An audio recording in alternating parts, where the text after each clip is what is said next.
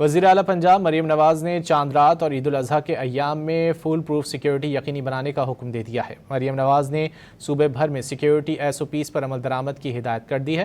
مزید جانیں گے ڈان نیوز کے نمائندے عدنان شیخ سے۔ عدنان بتائیے۔ جی بالکل، وزیر اعلیٰ پنجاب مریم نواز شریف نے چاند رات اور عید الاضحیٰ کے ایام میں فول پروف سیکیورٹی یقینی بنانے کا حکم دیا ہے، اور وزیر اعلیٰ پنجاب نے صوبے بھر میں سیکیورٹی SOPs پر عمل درآمد کرنے کی بھی ہدایت کی ہے۔ اس سماعت میں میٹل ڈیٹیکٹر اور واک تھرو گیٹ کی تنصیب کا بھی حکم دیا گیا ہے، جبکہ وزیر اعلیٰ پنجاب مریم نواز شریف کی اسسٹنٹ کمشنرز کو علماء کرام سے ملاقات کی بھی ہدایت کی گئی ہے، اور علماء کرام کو عید الاضحیٰ پر حکومت پنجاب کے سیکیورٹی صفائی انتظامات پر بریفنگ دی جائے گی۔